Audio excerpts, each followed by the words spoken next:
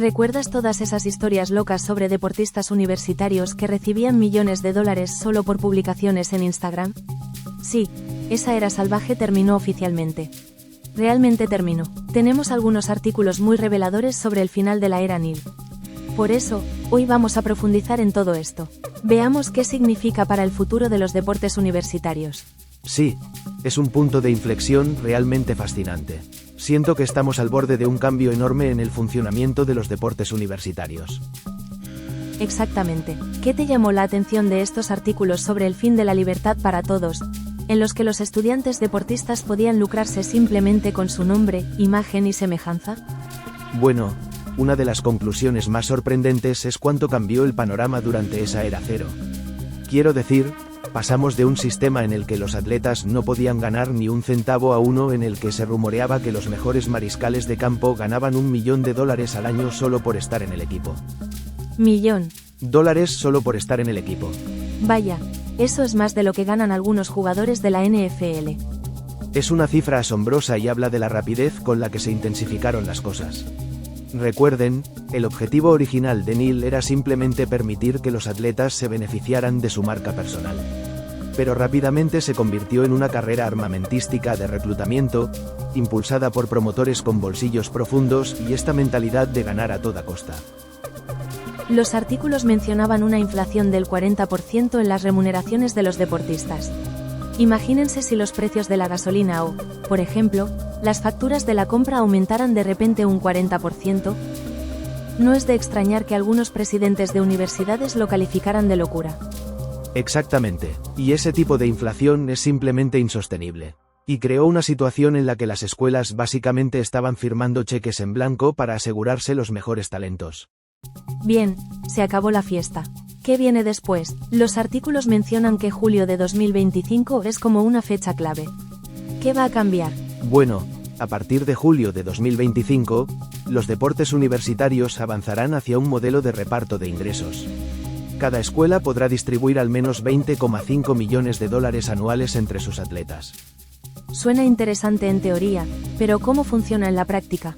Es decir, si una escuela gana unos $100 millones con el fútbol, ¿cuánto de esa cantidad va realmente a parar a los atletas con este nuevo modelo?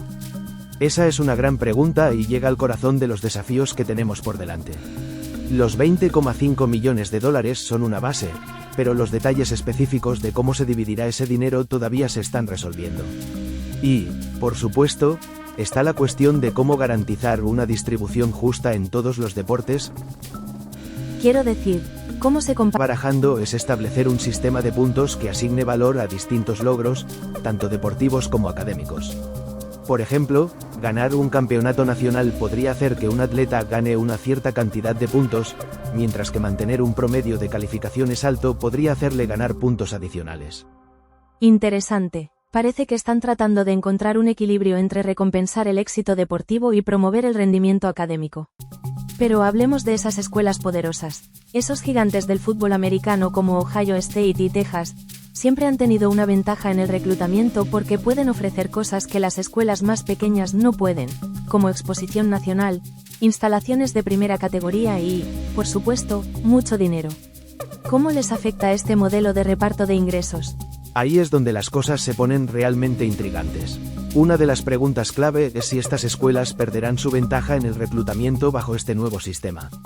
¿Estás diciendo que Ohio State y Texas podrían tener dificultades para atraer a los mejores talentos? Es una predicción audaz. Puede que no sea tan descabellado como parece. Ya no podrán simplemente darles dinero a los jugadores. Sí, pero el artículo sugiere que es probable que encuentren formas creativas de mantenerse en la cima. Vale, ya tienes mi atención. ¿De qué tipo de soluciones creativas estamos hablando? ¿Recuerdan esos acuerdos por encima del límite? Neil de los que hablamos antes. Imaginen a un promotor que crea un trabajo de consultoría falso para un mariscal de campo estrella, canalizándole dinero bajo la apariencia de un empleo legítimo. Ese es solo un ejemplo de cómo estas escuelas podrían intentar eludir las nuevas regulaciones. Así que es básicamente un juego del gato y el ratón entre las escuelas tratando de encontrar lagunas y la NCAA tratando de taparlas. Exactamente, y ahí es donde los artículos plantean algunas preguntas que realmente hacen reflexionar. Por ejemplo, ¿Puede la NCAA realmente regular estos acuerdos por encima del tope salarial cuando a menudo se disfrazan de acuerdos comerciales legítimos? Va a ser una batalla constante para mantener la igualdad de condiciones. Aquí es donde la cosa se complica. Un tope salarial en los deportes universitarios. Algo que nunca pensé que vería. Es un concepto radical que está generando mucho debate. El artículo sugería que la NCAA está considerando seriamente implementar un tope salarial como una forma de controlar el gasto y evitar que las escuelas quiebren. Puedo entender que un tope salarial podría nivelar el campo de juego, pero ¿no limitaría también las ganancias de los deportistas? Es decir, si un jugador vale más que el tope, ¿no estaría esencialmente dejando dinero sobre la mesa? Ese es uno de los argumentos clave contra el tope salarial, que podría reducir el potencial de ingresos de los deportistas de élite, en particular en deportes de altos ingresos como el fútbol y el baloncesto. Sí, puedo entender que eso sea polémico. ¿Por dónde empezar a establecer un límite salarial para cada deporte universitario? Parece una pesadilla logística. Sería increíblemente complejo. Habría que tener en cuenta los ingresos generados por cada deporte, el valor de mercado de las diferentes posiciones y la salud financiera general de las escuelas. Requeriría una enorme cantidad de análisis de datos y negociación. Ya me da dolor de cabeza pensarlo, pero supongamos que lo resuelven. ¿Qué sucederá entonces? ¿Los deportes universitarios se convertirán en una liga menor para los profesionales? Esa es una preocupación válida y es algo que se menciona en los artículos. A algunas personas les preocupa que un tope salarial pueda reducir el atractivo de los deportes universitarios, haciéndolos parecer menos un escaparate para el talento amateur y más un trampolín hacia las filas profesionales. Es mucho para procesar, pero antes de perdernos demasiado en los detalles de los topes salariales y la distribución de ingresos, no olvidemos las otras formas en que se compensa a los deportistas. No todo es cuestión de dinero, ¿verdad? Tienes toda la razón. Las becas siguen siendo una parte importante de la ecuación y se están volviendo más integrales que nunca. Ya no estamos hablando solo de exenciones de matrícula. Sí, recuerdo haber leído sobre los estipendios relacionados con el costo de asistencia en los artículos. ¿Qué implica eso exactamente? Los estipendios por el costo de asistencia van más allá de la matrícula y las cuotas. Cubren aspectos como alojamiento, comida, libros y transporte. Reconocer el costo real de ser un estudiante deportista es un paso importante para garantizar que los deportistas reciban el apoyo adecuado durante sus años universitarios. Es un buen punto. Parece que nos estamos alejando de un sistema que no estaba regulado en absoluto hacia uno más estructurado, pero que aún tiene muchas zonas grises. Es una observación muy astuta y pone de relieve la naturaleza compleja y cambiante de los deportes universitarios. Es un mundo en el que las fronteras entre el amateurismo y el profesionalismo son cada vez más difusas. Muy bien, hemos cubierto mucho terreno en esta primera parte de nuestro análisis profundo, desde el salvaje oeste de la era Nil hasta el potencial de topes salariales y reparto de ingresos. Está claro que los deportes universitarios están en una encrucijada.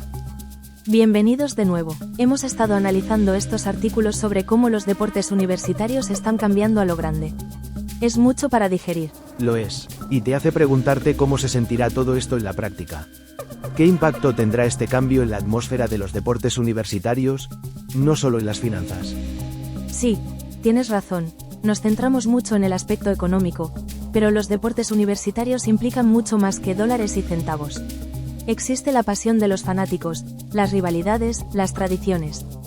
Precisamente, y por eso vale la pena pensar en cómo estos cambios podrían repercutir más allá de los atletas de las escuelas. ¿Cómo podría afectar esto, por ejemplo, a la experiencia de los aficionados? Esa es una pregunta interesante. Soy un gran aficionado al fútbol universitario y admito que parte de la diversión es ver a estos increíbles atletas jugar a un nivel tan alto si su potencial de ingresos está limitado. ¿Se reducirá la reserva de talentos? ¿Serán menos emocionantes los partidos? Es una preocupación válida, pero algunos de los expertos citados en estos artículos argumentan que un campo de juego más nivelado, con menos énfasis en el dinero, podría en realidad conducir a juegos más emocionantes e impredecibles. Juegos más emocionantes, ¿por qué? Bueno, si vemos menos dominio de las potencias tradicionales, podría abrir la puerta a más historias de perdedores, más sorpresas y finales más emocionantes. No, sería algo digno de ver. ¿Te imaginas un mundo en el que un equipo de Cenicienta pudiera ganarlo todo y no solo llegar a los 16 primeros? Exactamente, puede hacer que cada juego parezca más significativo con apuestas más altas. ¿Y no sería eso más atractivo para los fanáticos? Por supuesto, en lugar de saber quién va a ganar antes de que comience la temporada, tendríamos una competencia real semana tras semana. Y piensen en las narrativas que podrían surgir. En lugar de centrarse únicamente en el próximo gran éxito o en el candidato al trofeo Heisman, los medios podrían destacar historias de trabajo en equipo, resiliencia y entrenamiento estratégico. Sería un cambio de ritmo refrescante y, sinceramente, se sentiría más auténtico con el espíritu de los deportes universitarios. Ya sabes, se trata del equipo, no solo del estrellato individual. Ese es un punto crucial. Y más allá de la experiencia de los fanáticos, existe el impacto potencial en los propios atletas. Este cambio de la regla de todos contra todos podría en realidad llevar a una experiencia universitaria más equilibrada y holística para ellos. Sigues mencionando la idea de una experiencia más holística. ¿Puedes explicarnos más sobre eso? Imaginemos un mundo en el que los deportistas sean valorados no solo por sus habilidades deportivas, sino también por sus logros académicos, sus cualidades de liderazgo y sus contribuciones a la comunidad. Un mundo en el que su identidad no esté únicamente ligada a su deporte. Es una visión convincente, pero, sinceramente, suena un poco idealista. ¿Es realmente alcanzable? Puede parecer descabellado, pero los expertos que aparecen en estos artículos creen que es posible. Sin embargo, será necesario un esfuerzo consciente por parte de todos los involucrados. Las escuelas deben priorizar el bienestar de sus atletas, brindándoles el apoyo y los recursos que necesitan para tener éxito tanto dentro como fuera del campo. Se trata entonces de crear un entorno donde los atletas se sientan valorados como estudiantes e individuos, no solo como generadores de ingresos. Exactamente, y los deportistas también necesitan aprovechar las oportunidades que ofrece la educación universitaria. Necesitan verse a sí mismos como algo más que deportistas. Son estudiantes, futuros profesionales y miembros de una comunidad. Se trata, entonces, de una vía de doble sentido. Pero si ambas partes se comprometen con esta visión, podría derivar en una experiencia universitaria mucho más enriquecedora y satisfactoria para estos jóvenes atletas. Exactamente, y piense en los beneficios a largo plazo. Los atletas que se gradúan con sólidas credenciales académicas y experiencias completas tienen más probabilidades de tener éxito en la vida, independientemente de que sigan o no una carrera deportiva profesional. Es un argumento muy importante. Se trata de prepararlos para el éxito más allá del terreno de juego. Se alinea con el espíritu original del atletismo universitario. Sí, ya sabes, se trata de nutrir a la persona en su totalidad, no solo su talento atlético. Todo esto suena genial en teoría, pero no puedo evitar preguntarme si todo esto tiene una contrapartida. ¿Qué pasa con el argumento de que los atletas merecen ser compensados por su talento y su trabajo duro? Quiero decir, están generando millones de dólares para estas escuelas. ¿No es injusto limitar su potencial de ingresos, especialmente cuando los entrenadores y administradores están ganando mucho dinero? Es un argumento muy válido y que está en el centro de todo este debate. Parece que estamos oscilando el péndulo de un extremo al otro. Primero, tenemos la era del Nil, en la que los atletas eran tratados básicamente como profesionales. Ahora estamos hablando de limitar su potencial de ingresos en nombre del amateurismo. ¿Hay alguna manera de encontrar un punto intermedio? Esa es la pregunta del millón, ¿no? Sí, y, sinceramente, no creo que haya una respuesta fácil. El nuevo modelo de reparto de ingresos reconoce que los atletas deben compartir el éxito financiero que ayudaron a crear. Pero la cuestión de cuánto es suficiente es compleja. Especialmente cuando se tiene en cuenta el potencial de los acuerdos por encima del límite de los que hablamos antes. Parece que siempre habrá una manera de que los programas más grandes encuentren una ventaja competitiva, incluso con más regulación en vigor. Por supuesto, y ahí es donde se pondrá a prueba la capacidad de aplicación de la NCAA. Será un juego constante del gato y el ratón, en el que las escuelas intentarán encontrar formas creativas de compensar a los deportistas sin salirse de los límites de las reglas. Parece que nos estamos alejando de un sistema que no estaba en absoluto regulado hacia uno más estructurado, pero que aún tiene muchas zonas grises. Es una excelente manera de decirlo y pone de relieve los desafíos inherentes a navegar por este panorama cambiante. Habrá muchos obstáculos en el camino mientras tratamos de encontrar el equilibrio adecuado. Me pregunto si todo esto es una reacción instintiva a los excesos de la era Nil. ¿Estamos sobrecorrigiendo? Ciertamente es posible. A veces se necesita un periodo de disrupción para darse cuenta de la necesidad de corregir el rumbo y es importante recordar que todavía estamos en las primeras etapas de esta transición. Supongo que solo el tiempo dirá cómo se resolverá todo esto. Pero, ¿qué sucedería si, en lugar de ver esto como un paso atrás, lo viéramos como una oportunidad? ¿Una oportunidad para hacer qué?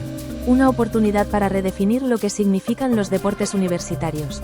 Tal vez, solo tal vez, esta sea una oportunidad para crear un sistema que realmente priorice el bienestar de los atletas estudiantes, tanto dentro como fuera del campo. Ahora bien, esa es una perspectiva que no había considerado. Se trata de cambiar el enfoque de los incentivos puramente financieros a una visión más integral de lo que significa ser un deportista estudiante. Exactamente, se trata de crear un sistema en el que todos ganen, no solo las escuelas con los bolsillos más llenos o los deportistas más famosos. Me gusta lo que estás diciendo. Es una visión desafiante pero, en última instancia, esperanzadora para el futuro de los deportes universitarios. Y es una visión por la que vale la pena luchar, ¿no te parece? Por supuesto, se necesitará mucho esfuerzo, colaboración y tal vez incluso algunas conversaciones difíciles, pero creo que se puede lograr. Está bien, me siento cautelosamente optimista. Parece que nos estamos adentrando en un territorio desconocido, pero tal vez eso no sea tan malo. Tal vez la reestructuración conduzca a algo mejor, a un sistema que realmente beneficie tanto a los atletas como a las escuelas. Es una nota maravillosa para terminar, pero aún no hemos terminado. Aún queda mucho por explorar en estos artículos. Gracias por acompañarnos en esta inmersión profunda. Volveremos la semana que viene con otro tema fascinante. Hasta entonces, sigan aprendiendo, sigan cuestionando y sigan luchando por un futuro mejor.